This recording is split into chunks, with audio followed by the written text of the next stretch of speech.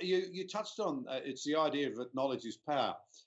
That some of the kids that are being privately educated now, taken out of the mainstream, are so much better informed.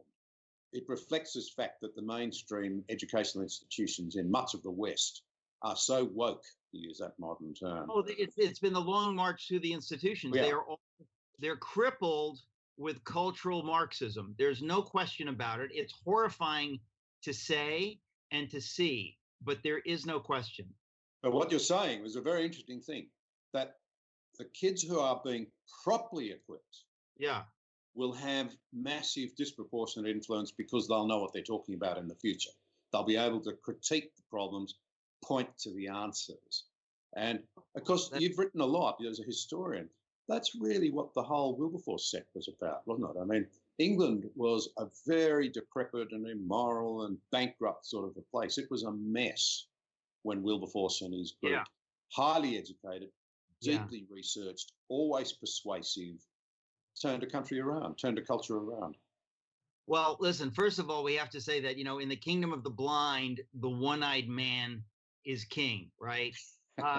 If you have a world where people are ignorant on any number of levels, those who are less ignorant or who are not ignorant will rise to the top. And we're talking about reality here. In other words, we're talking about educating people along the lines that are consonant with reality. This is not just my point of view versus someone else's point of view. We're saying that these are the systems, a healthy capitalism, a virtuous capitalism, a free market, freedom of religion, a robust freedom of religion, and robust freedom and self-government. This blesses people. This helps everyone to prosper. If you care about the poor and you're for socialism, you're a fool. You are going to harm the poor. If you want to claim that you care about the poor, you can do so. But in reality, you're harming them. So when you educate young people along these lines, it's no different than math. You're simply explaining this is the way things work. Historically, this is what happens when you do this. This is what happens when you do this. It's fairly simple. We can argue around the edges, but the basics are there.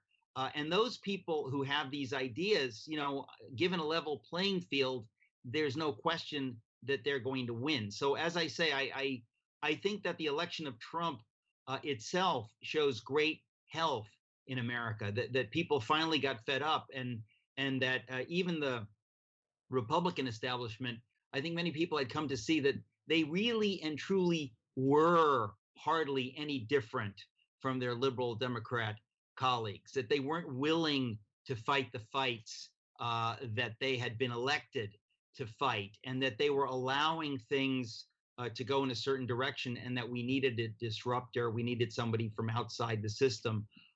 So as I say, I am hopeful, and I think there are many, many young people in America and many, many very, very faithful Christians who, they may not be invited to be talking on NBC or CBS or ABC or PBS, but they're out there.